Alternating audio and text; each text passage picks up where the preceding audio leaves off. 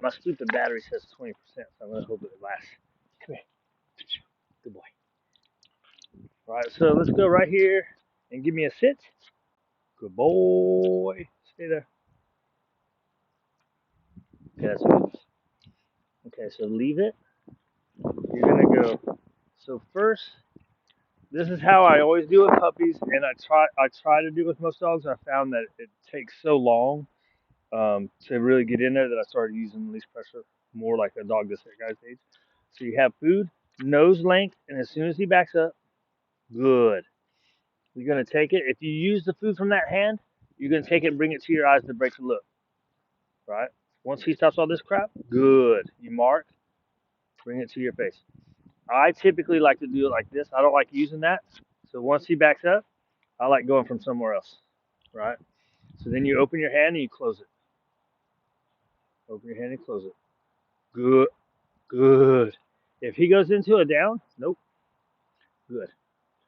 If he goes into a down, then you just close it. Leave it. And it's leave it and hand close. Good. He's actually pretty good at this. Leave it. Good. All right. So then it becomes you put it on the ground. Leave it. And you block him. Leave it. Good. All right. Leave it. Uh-uh. Good. I kind of got him on his. Nope. Leave it. Good. You're a sweet guy. Right. So the idea is you work up to that. He's already pretty good at it. I don't. We haven't worked on it much, but I don't know how much he's worked on it before or what they did before. So then you're going up to. This is how I've started doing it. I started skipping that and going straight to leash pressure because it seems to go faster. And sometimes I have to deal with the time. I don't have time to spend a week doing that before I can. Uh, so the idea is you get to you go leave it, and the hand closes. Good. Right? If you use this, bring it to your face. So you're breaking straight from here because that's mixed signals. Here, buddy. Right? Then the next move is you're going to take the food and you're going to throw it. Leave it. Good. Right? And then you're going to back up. Right? So he's going to hit that leash pressure. Right? What's he got? He's going to throw it. Leave it. Good. That's interesting, right? So he's kind of a little nervous guy. So maybe my voice is loud for him, but that's okay. That's what we want. I'm not freaking him out too much. Right?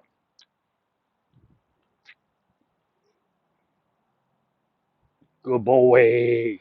And the key when you start doing this is once he turns, you want to back up because you want him to fully disengage from it and back up. Leave it. Yeah, good boy. Right? So if you say leave it and he just stops there, he's still looking at it. You want to use your motion to back him up. So now, so you're gonna work the one dog by itself, right? And then so you do it with this, and then you work up to the higher value, right? Which is the food off your table, right? So you go like this, leave it, good boy, right? And then so what you're doing is you're conditioning the response of leave it and him walking away. And then so you're gonna do it with one dog, right? Try to get some knowledge with one dog first, and then when you have the both dogs, you're gonna do the same thing. When both dogs have the idea of it, then you're gonna do the same thing. One person has one dog, one person has the other, and you're gonna throw the food down, and you say leave it, and you want them backing away from each other. Now, here's the other thing: if they go for it, right? So, but good boy. So say you say leave it, and he stays looking at it, and he doesn't follow your. See, he follows me really well. So so your dog at home probably isn't going to follow you like he follows me. So what you're going to have to do is you're going to have to back up, right? So when you back up, it's going to create pressure and it's going to make him have to come back. Now, once the dog turns its head, you're going to mark that with a good, and then just keep on backing up until the dog comes and gets to you. And you reward it with food. You can probably use affection if you want. Some people will then, after they use this, they'll then go, okay, I don't like doing that because it's mixed signals. I want this to never go into their mouth. So I always pick this stuff up. Come on, buddy. Right? And I will never give it to him unless I do like this, unless I put it back in my pocket without him seeing me doing it. Because I don't want any kind of, that's what I said no to. Okay, well, you can have it. Because that could end up turning him into going, right? So he's looking for more hot dogs. You're such a good boy, right? So you don't want any kind of, for me, I feel like there's an opportunity for miscommunication where he's going to go, oh, well, it's going to be okay. Then you get into the situation where something falls off the table and you go, hey, leave it. You go, oh, they're just going to tell me anyways that I can have it. So I like it to always be whatever I use as bait, they never get. Sometimes in the early stages, I'll use this. And if you use the stuff out of your hand, um, so anyways, to make it happen faster, I found the pressure, using the pressure, it's negative reinforcement. You're applying pressure by backing up. That's a good boy. It's a bird. Leave it. Oh, good boy. Right? But when you get, hey man, you stole my hot dog. the crow stole the hot dog. Uh, so when you get when you feel comfortable to get into two dogs, and you want it to not be this close, right? So you're gonna have whichever dog is the least of the aggressor of the food. You're gonna take the food and throw it down. But this dog, say this dog is the one that usually goes for it. He's gonna be a little bit farther away, and then the less aggressor dog, you're gonna be closer, and you're gonna throw it, and you're both gonna say leave it, and that's how you end up start working with both dogs. Is you got to have a distance away, and then you can work that distance up. And really, the best thing is anytime there's an opportunity for something like that, just put them in their crates or have them outside or something. Like you're going sitting down to eat and something's going to fall off. The best way is just to absolutely prevent it. But that's how you would work it. I would do that at least until you've worked out to leave it. And then once you build up, there's other things you can do, like you can try a shaker can. I try to shake somebody. I saw people using shaker cans when I first started, and I tried it on a couple things. It just never worked. But you can try it, right? You would drop the thing and just shake it, because eventually you have to get off of having to say leave it, right? Because you don't want to have to always be verbally saying, "Hey, leave that alone." Here, buddy, let's let you go free. Let's let you go free. Good job, dude. Here you go. You did good boys. You got good boys.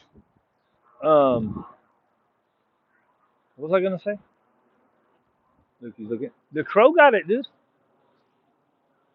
Uh, and then I would say it when they're on the leash, if the one that does kind of go after it, the key is they can never get that.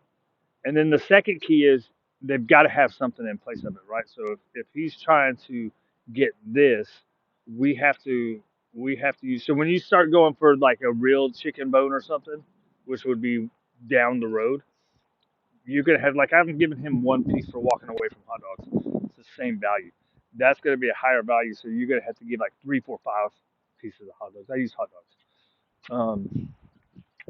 Because you have to raise that value. This value has to be higher than that value. So in the beginning, you're going to prevent while you're working on it, and then you can. I would start with saying leave it, and you can get to where eventually you stop saying leave it and just use the least pressure.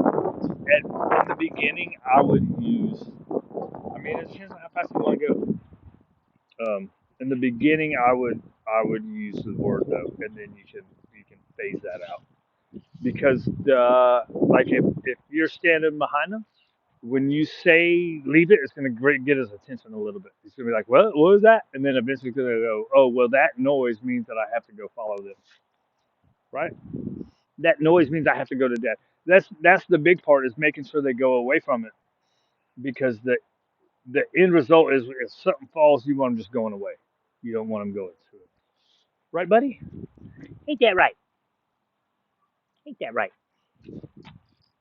Um, I think that's everything. I'll think of something that I didn't say because that always happens. I could come out here with a what's that called? A script, and I'd still screw it up.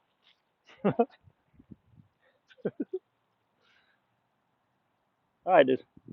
That was way too long.